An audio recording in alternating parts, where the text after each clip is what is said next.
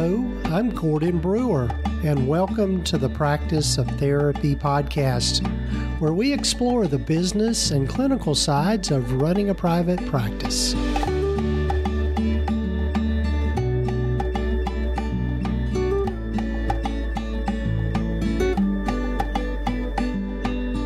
Well, hello, everyone, and welcome to the podcast. This is episode number 213 of the Practice of Therapy podcast, and I'm Gordon Brewer, and glad you've joined me. Hope you're having a good week or weekend whenever you might be listening to this. And if this is your first time coming to the podcast or finding us, glad you're with us, and hope you'll take time to subscribe to the podcast or actually follow the podcast. I keep having to remind myself that the nomenclature for that has changed. But anyway, follow us wherever you might be listening to the podcast.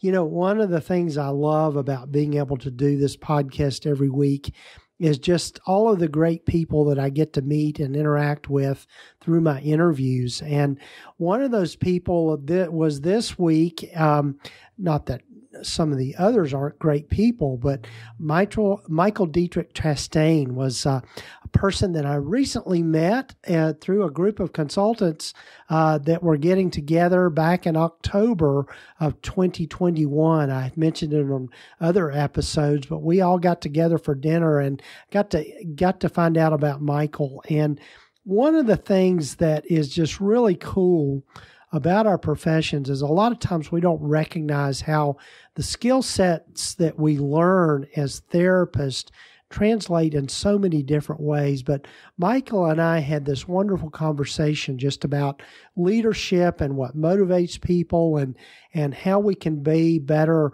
practice owners in the context of leadership. And so anyway, I'm looking forward to you hearing my conversation with Michael in this particular episode.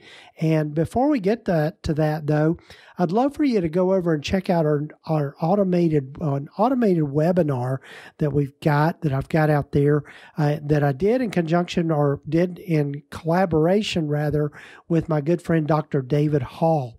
And the webinar is titled Scaling Without Failing in Group Practice, 5 tips that everyone should follow in starting and growing a group therapy practice.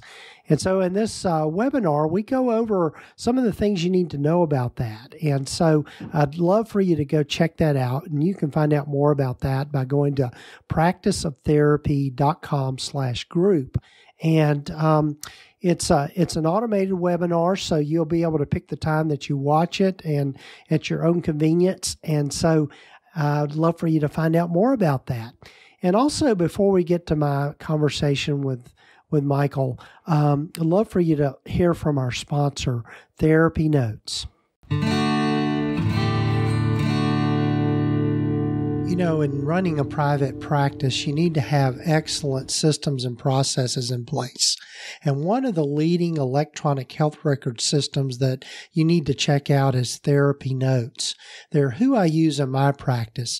TherapyNotes provides a patient portal, also the ability to schedule online, send appointment reminders, also handle your collections, insurance claims. It's all in one platform for the clinical side of your practice. And they also have telehealth available through their platform. As I said, they are who I use in my practice and couldn't do without them. So be sure and check them out. Go to practiceoftherapy.com/therapynotes and you'll be able to see what they have available. And also be sure and use the promo code Gordon, just GORDON, and you can try them out for 2 months for free. That's TherapyNotes at practiceoftherapy.com/therapynotes.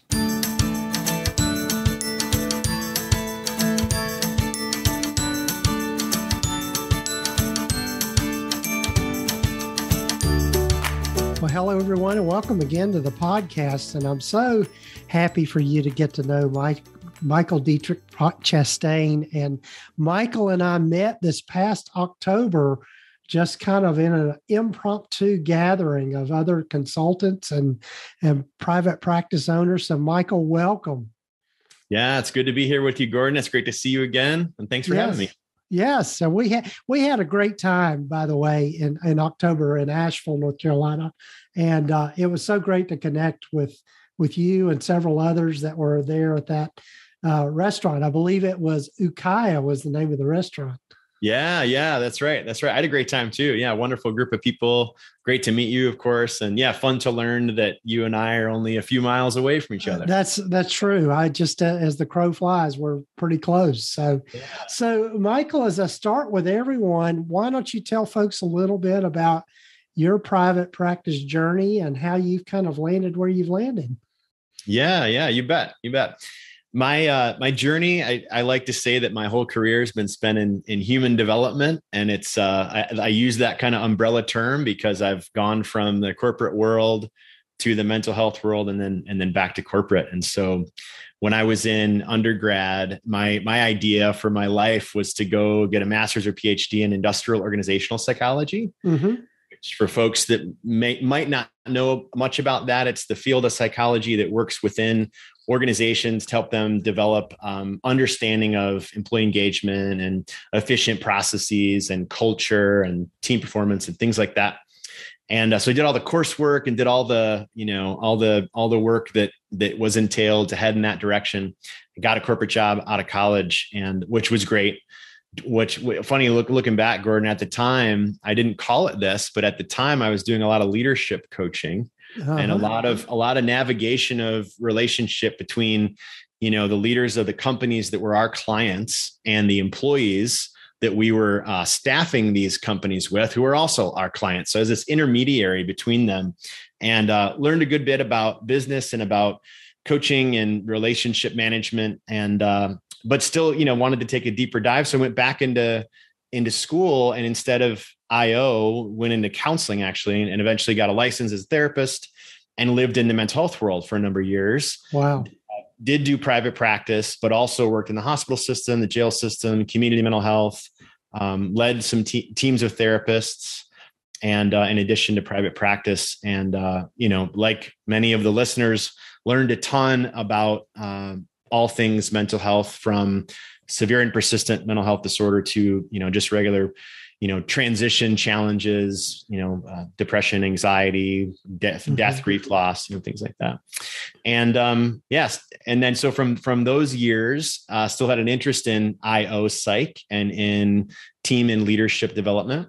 So made a pivot back, and that transition was actually through the employee assistance program world. So I worked in, which I can take a deeper dive into if you'd like. I worked in that industry for a couple of years, and then after that started our own leadership development consultancy, which is the work that I do now. Wow. That's great. And I know one of the things that impresses me about all of that is just the being able to use the kind of the cross training of all those different skills of just learning that. It's interesting because you reminded me that that was a field that I was at one time interested in, never pursued, but just that whole industrial organization stuff. And in fact, I've got a cousin that does something like that with a big corporation. So, but awesome. Yeah. Awesome. So I'd love to hear more about that at some point. Yeah. So, great. Well, that's so with your consulting, what do you focus on now mainly with that? Yeah, so it's all around leadership development, which I understand is kind of a larger umbrella, but underneath that, the topics that we're most focused on, I'd say, are three: emotional intelligence, change management, and communication. And, we do that as far as service delivery goes through facilitation and training. So where we're training or facilitating events for leaders around that content, or doing individual or group executive coaching. Those are the two kind of main areas in which the business operates. There's some other things that we do, but those are our two primary. Yes. So in your mind, how do you distinguish between coaching and therapy? Because I think that's something that is sometimes kind of a gray area for people. And, unfortunately, I think in graduate school, at least the school I went to, they kind of discouraged you or kind of talked down about coaching. as opposed to doing therapy with people. So I'd be curious to know how you distinguish between those two things. Yeah. It is interesting. If people are interested in taking a deeper dive, I wrote a book a couple of years ago, and I talk about this in great length in that book. And so if people are interested, they can check it out. But, I would say at the highest level, therapy is about, the major differentiators are therapy is often about resolving a pain or a trauma. Mm-hmm. And coaching is often about optimizing a strength or heading, toward a goal of sorts, and may have less to do with, a mental health issue. Mm-hmm. Now, I think there are a lot of commonalities between the two. But I would say at the highest level, that's a major differentiator. Right. One way I've heard it put before is that coaching is really geared more towards helping somebody solve a specific problem, whereas therapy is more about like you said, taking a deeper dive into people's internal world. Yeah. It is, that whole question, I think, is additionally complicated by the fact that, coaching as a profession is kind of budding right now. When you look at just history of how professions develop, coaching is more of in its infancy, and therapy has been around for a number of decades and has, instituted accreditation bodies and instituted training and methodology to get licensure. And there's a whole sequence around how one becomes a therapist. And with coaching, it's like anybody can just hang a shingle and they're a coach. What's interesting about that, though, is that even though that's true, that coaching, anybody can do it, the process that the largest coaching body, the International Coach Federation, the process of coaching accreditation is not dissimilar from any of the four main helping professions and their accrediting processes. And when I say four main helping professions, I'm referring to psychology, marriage and family therapy, counseling, and social work. Yeah. So what sort of things do you find in your coaching? I know you do a lot of work on leadership, but what common themes are you finding in working with people that tend to be where people get stuck the most? Yeah, it's funny. I started doing a number of months ago this video series, and I just got done recording it, so it's top of mind. And it's a live. I call it Leadership Live 5, where I give 5 tips that are top of mind that I'm seeing leaders be challenged with that week. And there's certainly a lot of commonality, but just to give you some example, like this week's topic was, how do leaders create a resilient culture within their company? Other topics have been around, how do you create engagement in a team or in a company, or how do you create high retention so that people stick around and they love working there, or how do you hold really good boundaries as a leader? Right. Or how do we improve our communication practices as a culture? These are, I think, common threads that we work within. But I would say, in addition to that, Gordon, the avatar of the client that I see most is the person the leader that is a high performer themselves and has really high expectations for themselves and all those that are working for them. And that can result in a lot of hard work, but a little bit of intimidation from the group, so the group sees the leader and is a little intimidated about him or her. And so it creates sometimes a culture of maybe some distrust. And so the work within that particular leader avatar is often around trust and delegation. It's around boundary setting, and it's around creating conditions within a culture that's the people are like really engaged and excited to show up, and that they're not walking on eggshells, so to speak. Right. Yeah. So what have you found that people, kind of the superficial answer to this, I know, is money, but what do you find that people really want to work for? What gives them buy-in to a workplace, would you say? Well, so there's a lot of theories on this. One is if you look at Daniel Pink's research around what creates high engagement, and this is pretty solid research. He points to three elements: autonomy, mastery, and purpose. I certainly embrace that idea. I see how it's relevant. So if we can create conditions where people have purpose with what they're doing, like they feel like it's important, and they have the autonomy and freedom to do it, and they have the opportunity for continued learning, which is where the mastery comes in. That's going to create conditions of high engagement. So I would also point to research by a doctor named Amy Edmondson from Harvard, who was studying the conditions for this, like the conditions for the most engaged and productive and high performing teams in the world. And long story short, Gordon, what she determined is that all the highest performing groups, it wasn't the hardest working, it wasn't the most intelligent, it wasn't the one that was the most, social on the weekend. It was the one that had the most psychological safety.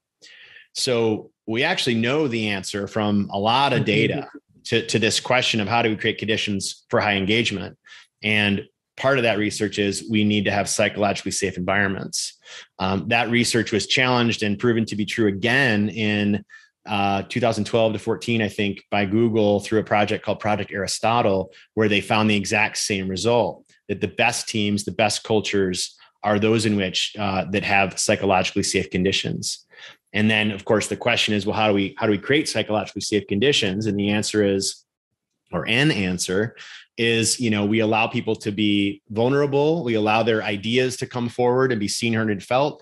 We allow conflict to occur and not have it be at the cost of one's job or livelihood.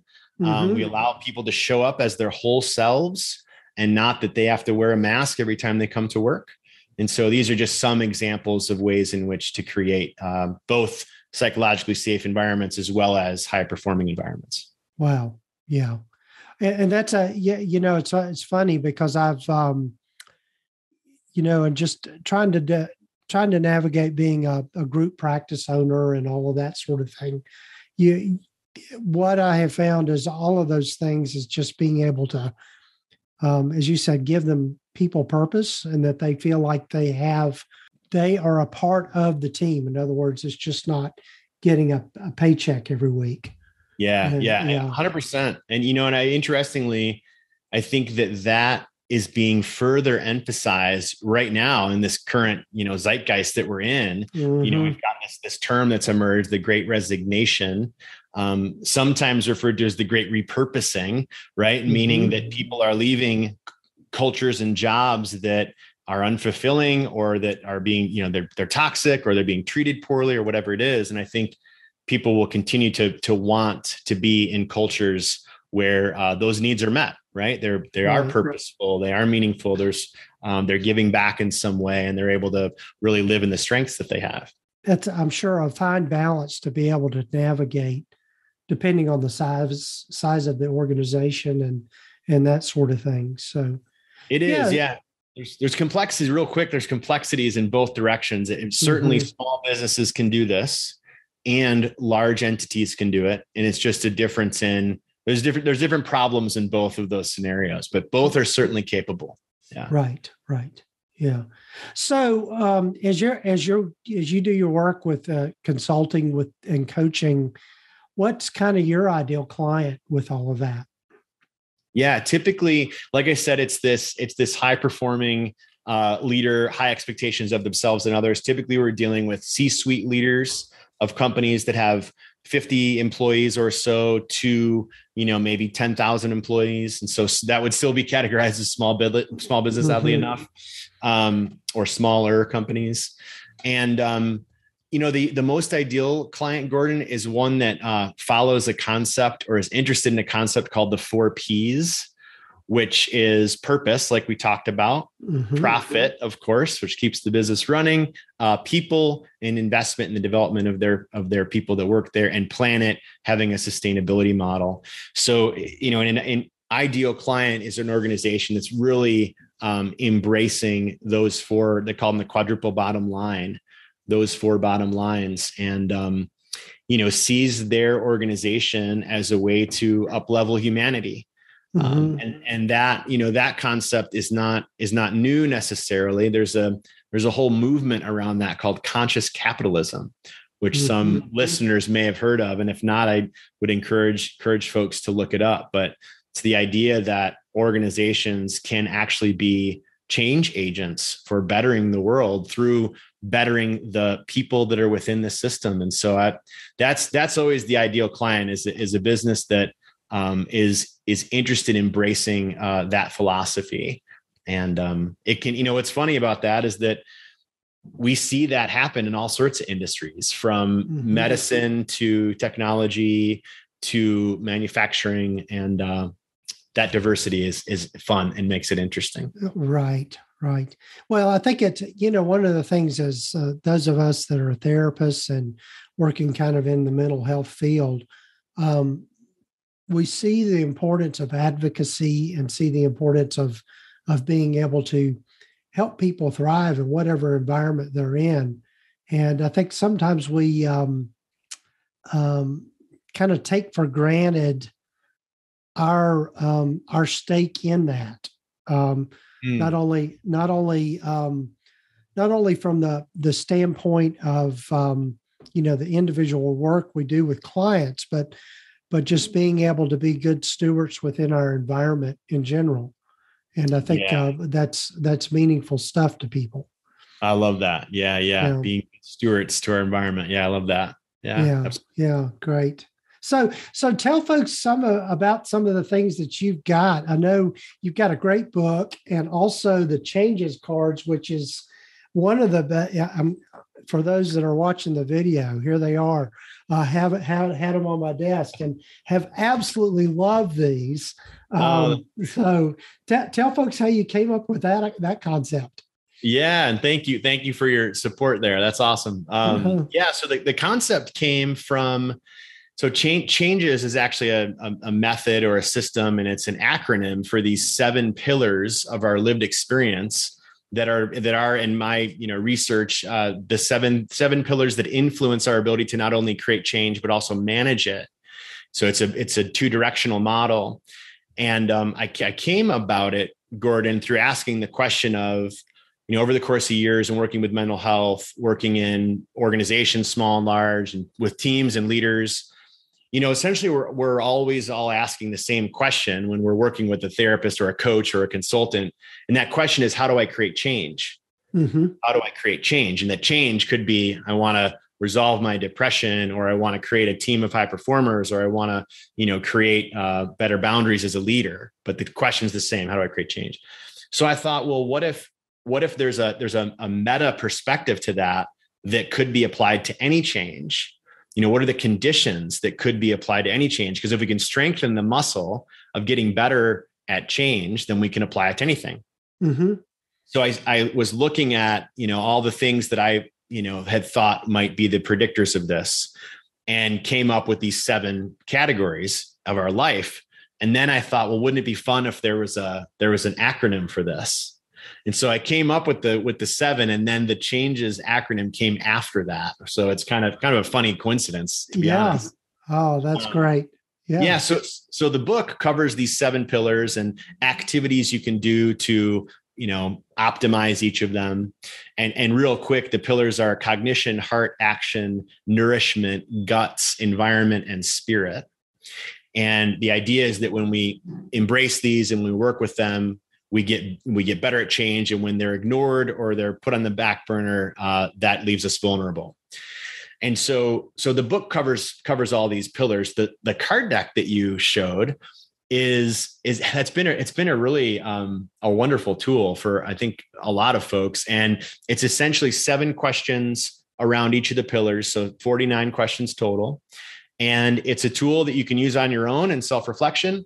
You can use it in one-to-one conversations. And so we hear from a lot of therapists and coaches that use the deck in their sessions with clients. And lastly, it can be used in group experiences. And so I've taken it to conferences that I've spoken at, and with hundreds of people in the room with multiple decks, done really, fun and exciting group activities. And so it's a flexible tool, but for the purposes, of our listeners, I can say that I've heard many, many times from therapists how using a tool like this can help to, just approach a challenge in a different direction. And sometimes I think that displacement, where it's not coming from the therapist, it's coming from a third party, in this case, the tool, allows clients to, maybe deeper reflect on a certain issue, or maybe hear an idea or a piece of wisdom in a different way. And so, I encourage folks to check it out.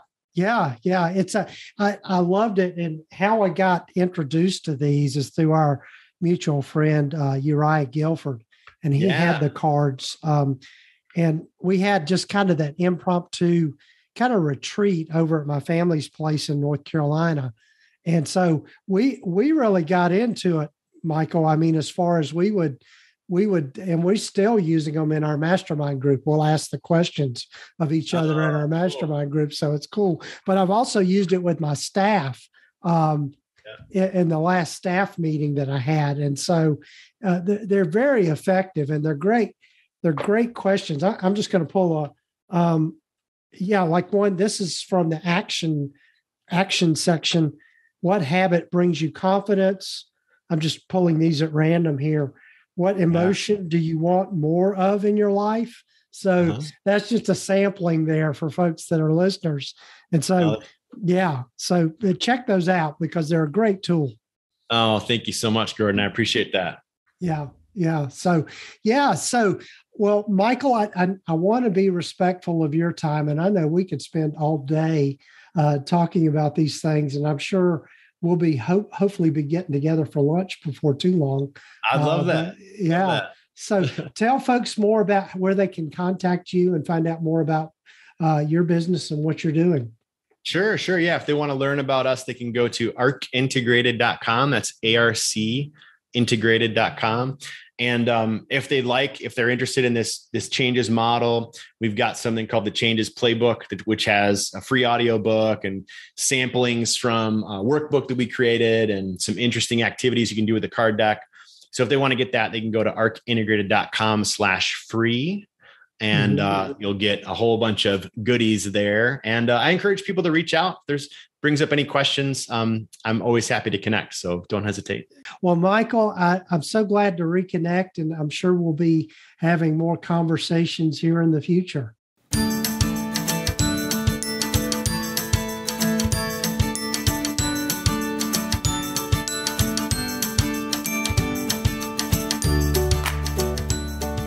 Well, I really love having conversations with such smart people.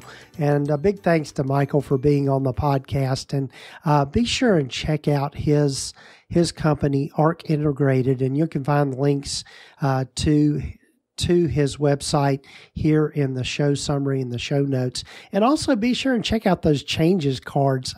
They have been a lot of fun for me in my practice, particularly in working with my staff and just really doing some team building and that sort of thing. And also those particular cards are really useful in the therapy room too, of just being able to use them as an icebreaker with clients and really being able to kind of build that engagement. But again, big thanks to Michael for being on the podcast. And I'm sure you'll get to hear some more from him later on. But I love having those deep conversations just about these really important things around research and what we're learning about how people interact with each other, particularly in the business setting. And as you can tell, with Michael's training and the fact that he started out in psychology and has used those skills to move over into more of the coaching realm is something to think about. I think sometimes in our professions, we feel like that the rules say whatever the rules are, that we have to stick to what we were trained to do, but it translates in so many different ways. And so that's one reason I wanted you to hear from Michael, to see how he was able to do that in his career, and that a lot of our skills translate in other ways. So anyway, thanks again to Michael. I've said I can't say it enough. So also, be sure and check out the automated webinar on being in group practice. And The webinar can be found at practiceoftherapy.com/group, and you can sign up for that to take it at your leisure or whenever you want to watch that. Love for you to find out more about that. So again, practiceoftherapy.com/group. And as always, big thank you to our sponsor, TherapyNotes. You can find out more about them by going to practiceoftherapy.com/therapynotes. And be sure and use the promo code Gordon, just GORDON, to try them out for 2 months for free. They are really the leading electronic health record system for mental health providers. And I absolutely love using them in my practice. And so I'm so glad that they're part of this journey with me. So take care, folks. I'm looking forward to you joining me in future episodes. We've got a lot of great people lined up here in the future. And also, as I mentioned in last week's episode, here at the tail end, I've got a new podcast coming out called the Kindness and Compassion Podcast. And you can find out a little more about that and listen to the trailer if you'll go to kindnessandcompassion.com. There'll be links here in the show summary and the show notes, but go over there and check that out. We're launching next month, which is just a week or two away. I've been doing some recording with my co-host, Kayla Tapia, who is a colleague of mine and another therapist, and we're real excited to be tackling this topic about how people can integrate kindness and compassion in their life, and really looking at the intersection between science and psychology and spirituality, and how all of that is making a difference in people's lives. So be sure and check that out as well. So take care, folks, and we'll be with you next week. And oh, by the way, take time to subscribe or actually follow the podcast wherever you might be listening to it, and tell your friends about it too. Take care, folks. You have been listening to the Practice of Therapy podcast with Gordon Brewer, part of the PsychCraft network of podcasts. Please visit us at practiceoftherapy.com for more information, resources, and tools to help you in starting, building, and growing your private practice. And if you haven't done so already, please sign up to receive the free private practice startup guide at practiceoftherapy.com. The information in this podcast is intended to be accurate and authoritative concerning the subject matter covered. It is given with the understanding that neither the hosts, guests, or producers are rendering legal, accounting, or clinical advice. If you need a professional, you should find the right person for that.